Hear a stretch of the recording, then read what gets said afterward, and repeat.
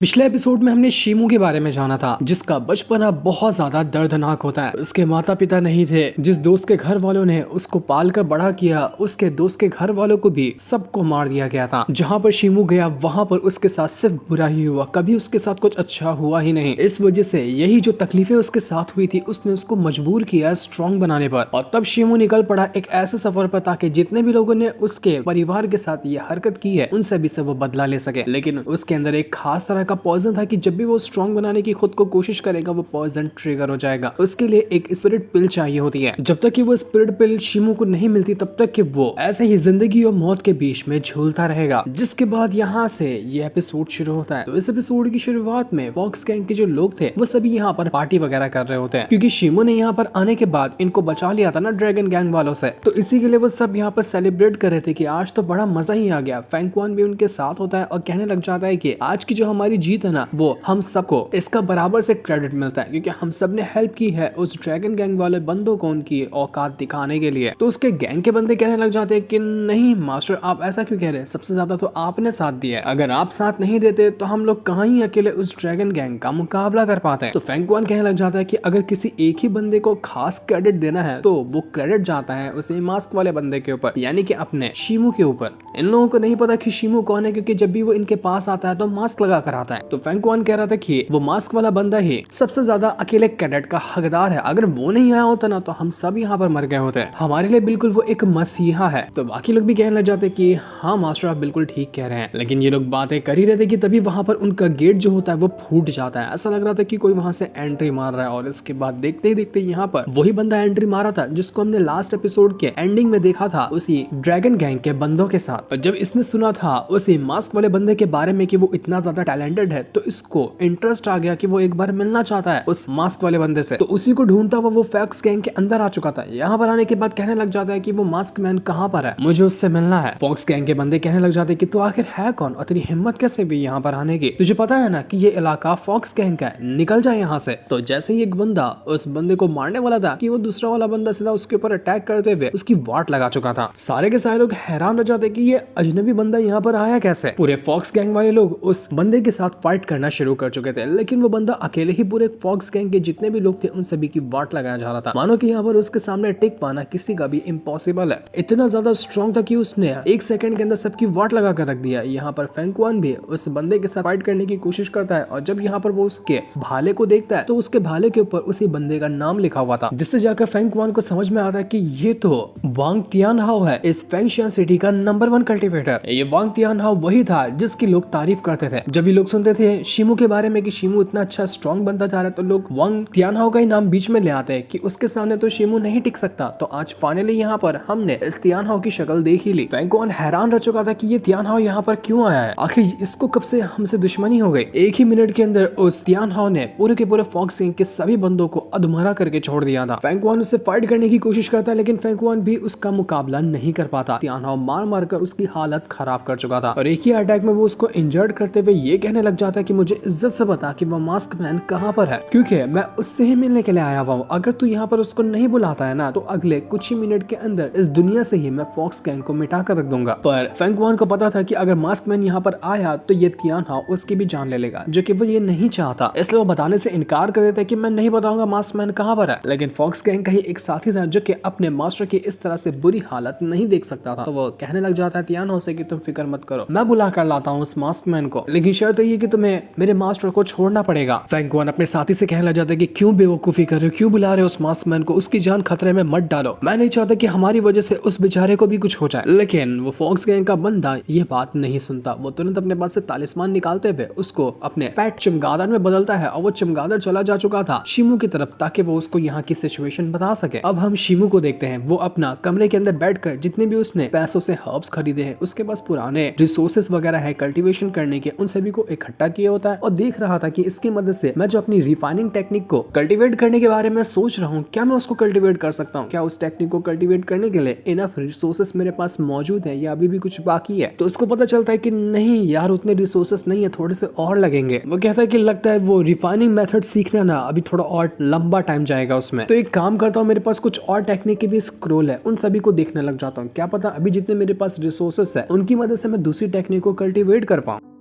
तो उसके पास एक स्क्रोल होता है और जैसे उसने उस स्क्रोल को खोलकर देखा था उसमें डुअल कल्टीवेशन बारे में एक टेक्निक को लिखा गया था। इस टेक्निक में डुअल कल्टीवेशन परफॉर्म की जाती है। शिमू को ये टेक्निक अच्छी लग रही थी तो वो यहाँ पर उसी टेक्निक के बारे में डिटेल निकालने लगता है। सब डिटेल वहीं पर लिखी थी कि कैसे इसको कल्टीवेट करना है, कैसे इसमें क्या काम आते हैं। तो जैसे जैसे शिमू उस टेक्निक को पढ़ रहा था उसको पता चलता है कि अगर मुझे डुअल कल्टीवेशन करना है तो मुझे एक लड़की की जरूरत पड़ेगी और उसको मेरे साथ अपनी पावर को मर्ज करना पड़ेगा, तभी जाकर हम दोनों का डुअल कल्टीवेशन तैयार होगा, वरना इसके बगैर इस टेक्निक को परफॉर्म नहीं किया जा सकता। क्योंकि अगर कोई यहाँ पर डुअल कल्टीवेशन परफॉर्म कर जाए तो एक बंदे के पास जैसे कि यंग एनर्जी होती है तो लड़की की यंग एनर्जी भी उसके साथ आकर मर्ज हो जाएगी। इससे लड़के का फायदा होगा। उसी तरह से जब लड़की होगी तो उसके पास यंग एनर्जी है तो लड़के की यंग एनर्जी उसके पास चली जाएगी। इस तरह से लड़की का भी फायदा होगा। तो दोनों का एक साथ फायदा होगा, लेकिन ये करने के लिए लड़का और लड़की की जरूरत है। और ये होने के बाद QI एसेंस को बनाना ना बहुत ज्यादा इजी हो जाता है। उसके बाद आगे के कल्टीवेशन स्टेप को भी कंप्लीट करने में उतनी परेशानी नहीं आएगी। तो ये डुअल कल्टीवेशन मेथड शिमू को बहुत अच्छा लग रहा था, लेकिन यही चीज में उसको अच्छा नहीं लगता कि यार मैं इस टेक्निक को करने के लिए लड़की कहाँ से लाऊंगा। क्या इस टेक्निक को अकेले परफॉर्म नहीं किया जा सकता? मैं लड़की को कहाँ से ढूंढने चाहूँ? जहाँ तक कि मेरा ख्याल रख रहा है ना, मुझे ये टेक्निक छोड़ देनी चाहिए। दूसरी कोई टेक्निक लूंगा जिसको मैं अकेले परफॉर्म कर सकूं। जाऊंगा मास्टर से पूछूंगा कि उनके पास कोई क्लान की अलग टेक्निक वगैरह है क्या, उसी को ही प्रैक्टिस कर लेता हूँ। लेकिन नहीं यार, मास्टर से अभी तो ये टेक्निक मांग के लाया हूँ, अब वापस से दूसरी मांगने जाऊंगा तो उनको अच्छा नहीं लगेगा और मुझे भी अजीब ही लगेगा। इसलिए मैं भी दूसरी टेक्निक नहीं मांग सकता। इसलिए बेहतर यही है कि मैं अपने बाकी की जो रिसोर्सेस वगैरह कम है, रिफाइनिंग टेक्निक को कल्टीवेट करने के लिए उनका ही रिसोर्सेस ढूंढ लेता हूँ और अपनी रिफाइनिंग टेक्निक को ही कर लूंगा। लेकिन मैं लड़की के साथ ये टेक्निक नहीं करने वाला। वो ढूंढ रहा होता है कि जो मुझे रिसोर्सेस चाहिए वो मुझे कहाँ मिल सकते हैं। तो उसको एक स्क्रोल के अंदर रिसोर्सेस कहाँ कहाँ मौजूद होते हैं उनकी डिटेल लिखा हुआ मिलता है। तो वहां पर लिखा हुआ था कि एक सिल्क रैट होता है, मतलब कि एक चूहा जो कि गोल्डन कलर का हो, ये उसको लगेगा अपनी रिफाइनिंग मेथड को कंप्लीट करने के लिए। तो शिमू कहने लग जाता है कि इस तरह के चूहों को ढूंढना ना उतना मुश्किल काम नहीं है। ये हमारे फैंक्शन सिटी की ही बाहर के साइड में जितने माउंटेन वाले इलाके हैं ना, वहां पर ये चूहे आसानी से मिल सकते हैं। लेकिन ऐसे चूहों को ढूंढना बहुत ज्यादा मुश्किल होता है। अगर कोई भी एक बार इस तरह के चूहे को ढूंढ लेना तो ऐसे चूहे दुनिया में कितने भी खतरनाक से खतरनाक हर्ब्स क्यों ना होंगे वो उनको ढूंढ निकालते हैं, चाहे वो इंसान की आंखों से दिख भी ना पाए। तो इसलिए शिमू को पहले वहां पर वो चूहे को ढूंढना पड़ेगा, चूहा उसके लिए वो हर्ब्स ढूंढ कर देगा। स्क्रोल के अंदर कैसे उस चूहे को पकड़ा जाता है इसका भी तरीका लिखा हुआ था। शिमू यहाँ पर खुश तो था, लेकिन एक चीज के लिए उसको टेंशन थी, वो थी जूनर। वो कह रहा होता है कि वो फैमिली के अंदर जूनर किस तरह से रह रही होगी, मुझे उसकी टेंशन हो रही है। लेकिन वो यहाँ पर जूनर के बारे में सोच ही रहा था कि तभी वहां पर वो चमगादड़ आ जाता है और वो अपने आप को उस मैसेज में कन्वर्ट कर देता है जो कि वो आदमी लिख कर भेजना चाह रहा था। जैसे शिमू यहाँ पर उस मैसेज को पढ़ता है वो समझ चुका था कि अभी फॉक्स गैंग के अंदर क्या हुआ, जिस वजह से वो घबरा चुका था। दूसरी तरफ तियान हाओ जो होता है वो आराम से फेंग कुआन को सामने बिठाते हुए इंतजार कर रहा था मास्क मैन के आने का, क्योंकि उसको पता था कि मैसेज जा चुका है मास्क मैन के पास तो वो किसी भी टाइम पे यहाँ पर आता ही होगा। लेकिन बहुत देर तक इंतजार करने के बाद वो कहता है कि देखो तुम्हारा टाइम खत्म हो गया, अभी तक कि वो आया नहीं और अब यहाँ पर वो नहीं आया ना तो मैं तुम सबको मार डालने वाला, क्योंकि मैं घंटों घंटे बैठ के यहाँ पर इंतजार नहीं कर सकता। तो वो लोग कहना चाहते कि प्लीज मास्टर तियान हाओ कुछ और टाइम दे दीजिए, मुझे यकीन है कि वो मास्क मैन आता ही होगा, वो हमारा बुलाया हुआ न्योता जब हम भेजते हैं ना तो वो कभी इनकार नहीं करता। तो यहाँ पर तियान हाओ कहना चाहते कि क्या मेरे माथे पे बेवकूफ लिखा हुआ दिख रहा है तुम लोगों को? कैसे मैं मान लूं कि तुमने यहाँ पर सच में उस मास्क मैन को ही वो मैसेज भेजा है? हो सकता है कि किसी और को मैसेज भेज दिया होगा, मेरा बस टाइम पास यहाँ पर कर रहे हो, जबकि वो मास्क मैन यहाँ पर आने ही नहीं वाला। देखो तुम जैसे घटिया लोगों पे मुझे बिल्कुल भी भरोसा नहीं है। ये सुनकर फॉक्स गैंग का जो वो बंदा था जो कि शिमू को अपना चमगादड़ भेजा था वो भड़क जाता है कि तुम्हारी हिम्मत कैसे हुई जो तुमने हमें इस तरह से पुकारा? तुम्हें लगता है कि क्या हम भरोसे के लायक नहीं है? हम घटिया लोग हैं, तुझे मैं छोड़ूंगा नहीं। वो तुरंत अपनी स्वॉर्ड लिए हुए और तियान हाओ को मारने के लिए उसकी ओर बढ़ जाता है, लेकिन तियान हाओ यहाँ पर उल्टा उसी को पकड़ कर उसको बहुत मारता है, क्योंकि यहाँ पर उसका मुकाबला करना बहुत ज्यादा मुश्किल था। जब यहाँ पर फेंग कुआन देखता है कि उसके ही फॉक्स गैंग के बंदे को मार रहा है वो तियान हाओ, तो वो भी कूद जाता है बीच में ताकि तियान हाओ के साथ फाइट कर सके। दोनों के बीच में एक कमाल का बैटल तो होता है, लेकिन फिर भी फेंग कुआन उतना ज्यादा स्ट्रॉन्ग नहीं था। तियान हाओ मार मार कर उसकी हालत खराब कर देता है। फेंग कुआन यहाँ पर कुछ भी नहीं कर पा रहा था। फेंग कुआन उस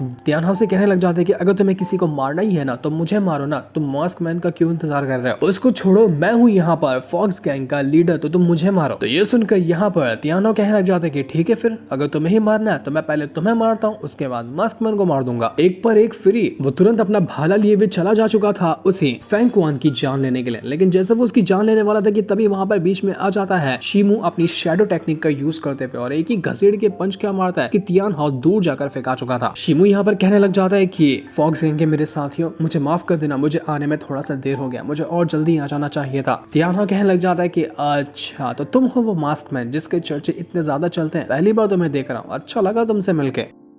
फॉक्स गैंग के जितने भी बंदे थे वो यहाँ पर शिमू को बताने लग जाते हैं कि ये ब्रदर यही है तियान हाओ, ये वांग फैमिली से आता है, ये बहुत ज्यादा घटिया आदमी है, इसकी फैमिली वाले बहुत ज्यादा स्ट्रांग है, इस वजह से ये इतना ज्यादा उछलता है। उसका जो तुम भाला देख रहे हो ना, उसको कहते हैं ब्लेजिंग स्पीयर आर्ट, जो कि इतना ज्यादा स्ट्रॉन्ग टेक्निक है, उसके मुकाबले की कोई अच्छी से अच्छी स्वॉर्ड भी नहीं है। हमने बहुत कुछ सुनकर रखा है इस तियान हाओ के बारे में, इसलिए हमें इसकी बहुत सारी चीजें पता है, तुम थोड़ा सा संभल के रहना। तो शिमू कहने लग जाता है कि तियान हाओ से तुम्हारी रेपुटेशन तो इतनी बड़ी है, इतनी अच्छी फैमिली से आते हो, इतने ज्यादा स्ट्रॉन्ग कल्टिवेटर हो, तो तुम्हारा आखिर यहाँ पर आकर इस छोटे से फॉक्स गैंग को मारने का क्या मतलब हुआ? तुम यहाँ पर इनको परेशान करने के लिए क्यों आए हुए हो? तो तियान हाओ कहने लग जाता है कि देखो मैं यहाँ पर फॉक्स गैंग के लिए नहीं आया, मैं यहाँ पर आया हूँ तुम्हारे लिए, क्योंकि मेरा काम ही है कि जिसकी भी मैं तारीफ सुनता हूँ ना कि वो बंदा बहुत ज्यादा स्ट्रॉन्ग है, मेरे जितना आसपास आ रहा है तो मैं उसको जिंदा देखना नहीं चाहता, मैं उसको चैलेंज करता हूँ और उसकी जान ले लेता हूँ। तो मैंने सुना कि तुम भी स्ट्रॉन्ग बनते जा रहे हो और लोग तुम्हें मुझसे कंपेयर कर रहे हैं, तो चला आया मैं तुमसे मिलने के लिए ताकि तुम्हें चैलेंज कर सकूं। क्या तुम्हें मेरा चैलेंज एक्सेप्ट है? इतना कहते साथ ही वो सीधा शिमू के ऊपर अटैक की बारिश करना शुरू कर चुका था। वो एक से बढ़कर एक अटैक शिमू के ऊपर करना शुरू कर देता अपने भाले की मदद से, लेकिन शिमू भी यहाँ पर उसके सभी अटैक को रोकने की कोशिश कर रहा था। वो यहाँ पर समझ ही नहीं पाता कि कब कहां से इसका भाला आने वाला है, तब तक के वो तियान हाओ अटैक कर चुका होता। शिमू जो था वो यहाँ पर फेंकुआन से कहता है कि ब्रदर फेंकुआन, मैं यहाँ पर ना तियान हाओ की जान ले लूंगा, लेकिन इसके लिए कीमत डबल देनी पड़ेगी तुम्हें। क्या कहते हो, दोगे क्या डबल कीमत? तो फेंकुआन कहता है कि मेरी जान तो जो मांगेगा मैं तुझे देने के लिए तैयार हूँ, बस यहाँ पर तियान हाओ को जान से मार डाल। ये सुनकर तो तियान हाओ के गुस्से का ठिकाना नहीं था, वो तुरंत अपनी पावर को एक्टिवेट करता है। तो तब तक के वहां पर शिमू ने भी अपनी शैडो टेक्निक को अपने फीस्ट के साथ कन्वर्ट कर लिया था, जिस वजह से ये टेक्निक बन जाती है अर्थ शैटरिंग स्ट्राइक टेक्निक, और इसकी मदद से वो एक घसीट के पंच मार देता है उसे तियान हाओ की तरफ, जिस वजह से तियान हाओ और शिमू दोनों दूर जाकर फेंका चुके थे। दोनों की टेक्निक एकदम बराबर लग रही थी। शिमू कहता है कि मानना पड़ेगा तू नंबर 1 कल्टिवेटर है, लेकिन फिर भी उतना कुछ खास है नहीं, मैं तो बिल्कुल एक नॉर्मल कल्टिवेटर हूँ, फिर भी तुझे अच्छी टक्कर दे रहा हूँ। तो तियान हाओ भी कहने लग जाता है कि अब समझ में आया ना कि लोग मुझे तुझसे कंपेयर क्यों कर रहे थे, क्योंकि तू मामूली इंसान नहीं है, तो बड़ा इंटरेस्टिंग बंदा है। वो दोबारा से यहाँ पर शिमू के ऊपर अटैक करना शुरू कर चुका था, लेकिन शिमू अपनी शैडो टेक्निक का यूज करते हुए उसके सारे अटैक को डॉज करता जाता है, यहाँ तक कि उसका शरीर उसके शैडो आर्ट की वजह से बिल्कुल एक शील्ड की तरह हो चुका था, जिस वजह से यहाँ पर तियान हाओ का भाला भी उसके अंदर घुस जाता है, लेकिन फिर भी कोई असर होता नहीं शिमू को। यहाँ पर तियान हाओ देखकर हैरान रह चुका था कि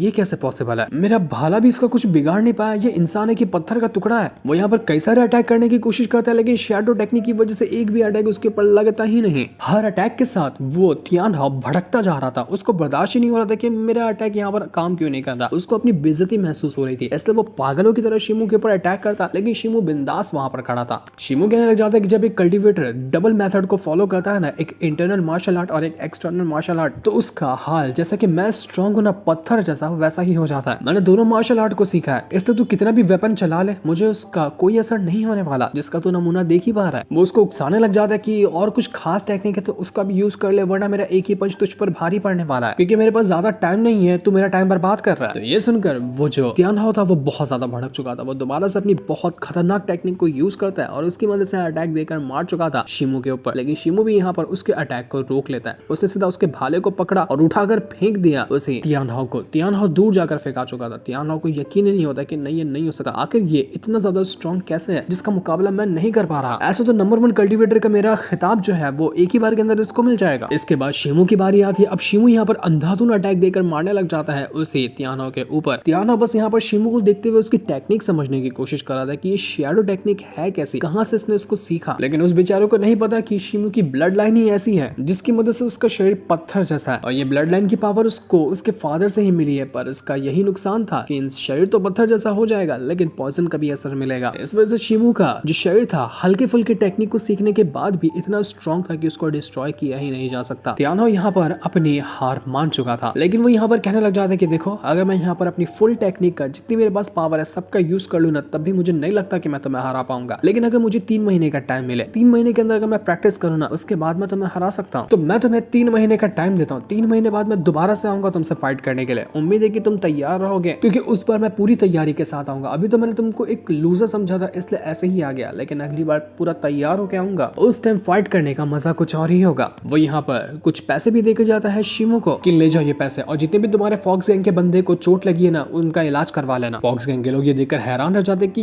ये तो डर के भाग गया, ये तो शिमू के सामने टिक ही नहीं पाया, तो डर के मारे ये भाग ही निकला, उल्टा पैसे भी देकर गया। हमारे मास्क मैन का तो जलवा है। लेकिन शिमू जो था उसको अंदर से तकलीफ बहुत ज्यादा हो रही थी। वो बाहर से दिखा तो नहीं रहा था लेकिन अंदर से उसको बहुत चोट लगी थी। वो कहने लग जाता है कि अभी तो यहाँ पर ये ध्यान तैयार नहीं था, लेकिन अगली बार जब वो अच्छे से तैयार होके आएगा ना तो बहुत टक्कर की फाइट देने वाला है। तो उस टाइम के लिए मुझे भी अपने आप को तैयार करना पड़ेगा वरना मामला बिगड़ सकता है।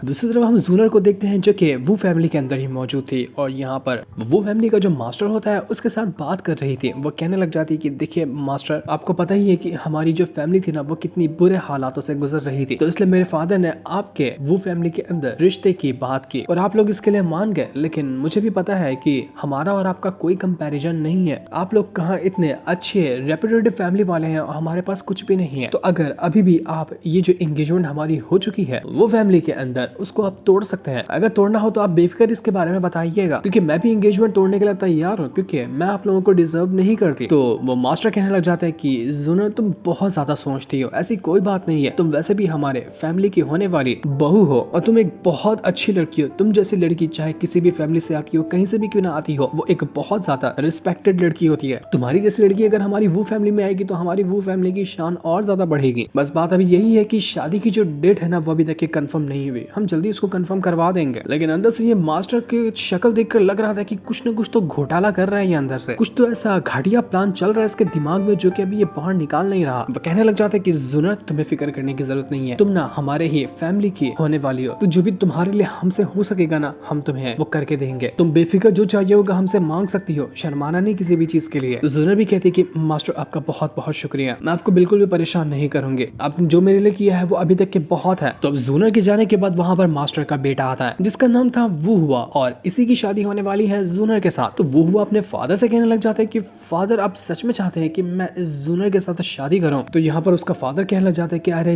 यार, तुम्हें समझ में आना चाहिए, मैं यहाँ पर इस जूनर के साथ रिश्ते के लिए इसलिए बोल रहा था कि दहेज के तौर पे ना इसका बाप वो एक बॉक्स देने वाला था। बॉक्स के अंदर कुछ कमाल की चीजें होती, मुझे लगा कि ये लोग यहाँ हमारे वो फैमिली के अंदर आएंगे, वो बॉक्स लेकर मैं बॉक्स छीनूंगा और इनकी वाट लगा दूंगा। लेकिन इसका बाप जूनर का रास्ते में मर गया, वो बॉक्स भी किसी और को दे दिया, खाली इसकी बेटी को यहाँ पर लाकर छोड़ दिया। एक नंबर की घटिया लड़की को यहाँ पर लाकर पटक दिया इसने। समझ नहीं आ रहा कि मैं इसका क्या करूं। मतलब कि वो फैमिली का शादी करने का मतलब सिर्फ यही था कि दहेज में वो बॉक्स हासिल कर सके, जो कि जूनर के फादर ने दे दिया शिमू को। तो वो हुआ कहना चाहता है कि फादर देखो, मुझे शादी नहीं करनी है, मुझे खुद नहीं पसंद है वो जूनर, मैं उसके साथ कैसे शादी कर सकता हूँ? तो उसका बाप कहने लग जाता है कि देखो, मेहमानों को बता दिया गया है कि शादी होने वाली है, इसलिए ठीक है, कोई बात नहीं, शादी तो होगी उसी दिन पे जब हमने सोच कर रखा हुआ है, लेकिन दूल्हा बदल जाएगा। समझ रहे हो ना कि मैं क्या कहना चाह रहा हूँ? तो फूहुआ कहने लग जाते कि हाँ फादर, बिल्कुल समझ गया कि आप क्या कहना चाह रहे हैं, मैं इसका बंदोबस्त करके रखता हूँ। ये लोग यहाँ पर जूनर की जिंदगी पूरी तरह से बर्बाद करने में लगे हुए थे। वो मास्टर कहने लग जाता है अपने बेटे से कि उस बॉक्स की फिक्र मत करो, मैं कोई ना कोई तरीका निकाल कर वो बॉक्स हासिल करके ही रहूंगा, देखता हूँ कि असल में वो बॉक्स है किसके पास। दूसरी तरफ हम शिमू को देखते हैं, वो आगे बढ़ रहा था और उसके दिमाग में वही डुअल कल्टीवेशन ही चल रहा होता है कि क्या मुझे वो करना चाहिए, क्या उसकी मदद से हो सकता है कि मेरी कल्टीवेशन फास्ट बढ़े। तो जैसे वो यहाँ से आगे बढ़ रहा था, वहां पर एक दूसरा बंदा आ जाता है और ये था वो जो शिमू की सौतेली माँ है उसका भाई। यहाँ पर आने के बाद वो शिमू से कहने लग जाता है कि मास्क मैन, मैंने फाइनली तुम्हें देख लिया, तुम्हारे बारे में बहुत कुछ सुनकर रखा है, तुमने सिर्फ 1 महीने के अंदर फैंक्शन सिटी के जितने भी गैंग वाले हैं सभी की वाट लगा कर रखी हुई है, और तुम यहाँ पर फॉक्स गैंग का साथ देते हो, तो फॉक्स गैंग का नाम रोशन होता जा रहा है। तुम्हें पता है जहाँ पर भी जाओ ना, तुमसे लोग डरने लग गए हैं कि मास्क मैन आएगा और उनकी वाट लगा देगा। वो बंदा यहाँ पर कहने लग जाता है कि देखो, दुनिया तो तुम्हें मास्क मैन कहती है, मुझे पता है कि तुम कौन हो, क्या तुम अपने मुंह बोले मामा को ग्रेट नहीं करोगे? शिमू ये देखकर हैरान रह चुका था कि इनको कैसे पता चला कि मैं कौन हूँ। वो कहता है कि नहीं, आपको गलत फहमी हुई है, आप जिसको सोच रहे हैं ना, मैं वो नहीं हूँ। तो मास्टर कहने लग जाते हैं कि देखो शिमू, मुझे बेवकूफ मत बना, मैं समझ सकता हूँ कि तुम कौन हो। हमारी जिन फैमिली पूरे के पूरे फैंक्शन सिटी के चप्पे चप्पे के ऊपर अच्छे से नजर रखती है कि कौन यहाँ पर क्या कर रहा है, कौन क्या नहीं कर रहा। तब यहाँ पर शिमू अपना मास्क निकालता है और कहने लग जाता है कि मास्टर, मुझे माफ कर देना, मैंने आपके साथ गलत बिहेव किया। तो मास्टर कहना चाहता है कि माफी मांगने की कोई जरूरत नहीं है, तुमने अपने आप को काफी स्ट्रांग बना लिया है, कुछ ही टाइम के अंदर, जिससे मैं इंप्रेस हुआ। शिमू कहने लग जाता है कि मैं यहाँ पर ना फॉक्स गैंग का साथ इसलिए देता हूँ क्योंकि वो मुझे पैसे देते हैं, जिससे मैं अपनी कल्टीवेशन के लिए रिसोर्सेस लेता हूँ और अपनी पावर को बढ़ा पा रहा हूँ। मेरा ऐसा कोई इस सिटी के अंदर राज करने का मकसद नहीं है। तो एल्डर कहना चाहता है कि देखो, उसकी फिक्र करने की जरूरत नहीं है, मुझे पता है कि तुम मास्क मैन को ढूंढ रहे हो, वही जिसने तुम्हारे साथ इतना बुरा किया है, तुम्हारे दोस्त की फैमिली को मारा है। हम यहाँ पर तुम्हारी उसमें हेल्प कर सकते हैं। अगर जिन फैमिली में इसमें साथ दे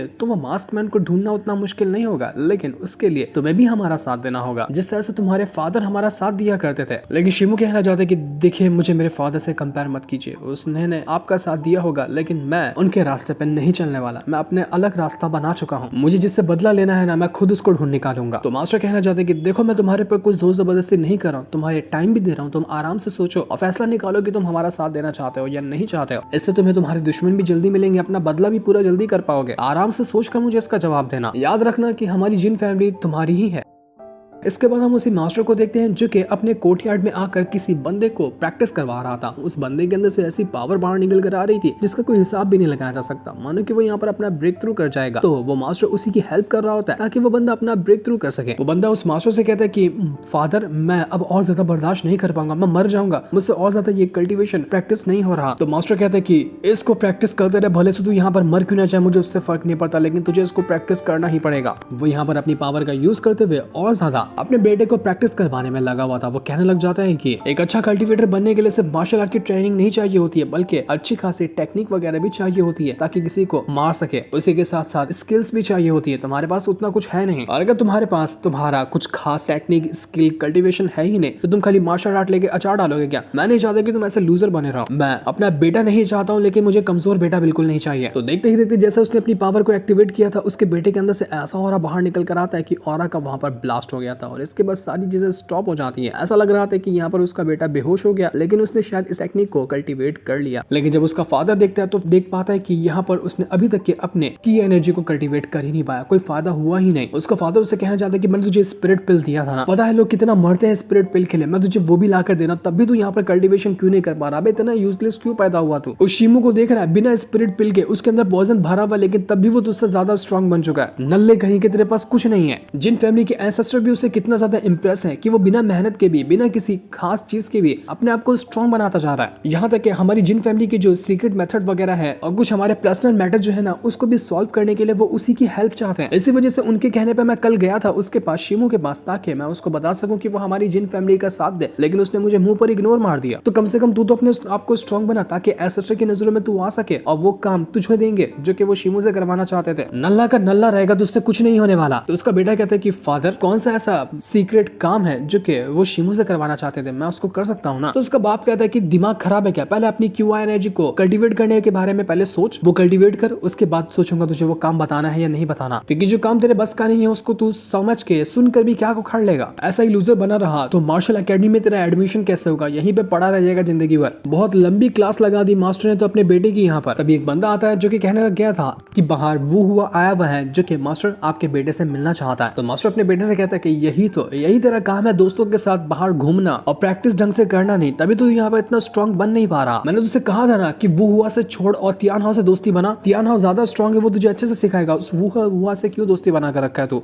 लेकिन फिर अपने गुस्से को शांत करते हुए कहता है कि ठीक है, भाड़ में जा, तू जहाँ जाना है वहाँ जा, मैं तुझे नहीं रोकने वाला। जबरदस्ती भी करूंगा तो भी थोड़ी ना तो कुछ से यहाँ पर सीख जाएगा। वो हुआ भी अच्छी फैमिली से आता है, बंदा अच्छा है, भले से उतना ज्यादा स्ट्रॉन्ग नहीं है तो क्या हुआ, हो सकता है कि उसके हेल्प से तेरा मार्शल एकेडमी के अंदर एडमिशन हो जाए। मास्टर के बेटे को बहुत ज्यादा गुस्सा आ रहा था अपनी इतनी ज्यादा बेइज्जती सुनकर कि यार मैं इतना बड़ा लूजर कैसे हो गया, मैं यहाँ पर अपनी इतनी बेइज्जती बर्दाश्त नहीं कर सकता। इसके बाद जैसे वो वहां से जाता है, बाहर वो हुआ खड़ा था, वो उसे कहना चाहता है कि क्या हुआ मेरे दोस्त, तेरा मुंह क्यों लटका हुआ है, कुछ डांटा क्या किसी ने तेरे को? तो वो कहने लग जाता है कि सारा का सारा काम जो हुआ है ना, वो उस शिमू की वजह से हुआ है। अगर वो पैदा ही नहीं हुआ होता तो उसकी वजह से मुझे मेरे फादर बेइज्जत भी नहीं करते। जब भी मुझे बेइज्जत करते हैं ना, उसी को बीच में लेकर आते हैं, मुझे उससे ही कंपेयर करते हैं। तो वो हुआ कहना चाहता है कि अबे तेरे फादर ना उस शिमू को कुछ ज्यादा ही स्ट्रॉन्ग समझते हैं। वो तो ऐसे गलियों में घूमता रहता है, जो काम छोटा मोटा मिला वो काम कर दिया। थोड़ी बहुत प्रैक्टिस है उसके पास, थोड़ी बहुत कल्टीवेशन है, तो इसकी मदद से वो इतना स्ट्रॉन्ग बन गया। अगर हम ढंग से भी उससे फाइट करने जाए ना, तो वो 2 मिनट भी टिक नहीं पाएगा हमारे सामने। इसलिए अगर उसका गेम बजाना है तो थोड़ा सा दिमाग भी यूज करना पड़ेगा। तुम समझ रहे हो ना कि मैं क्या कहना चाह रहा हूँ? ऐसा लग रहा था कि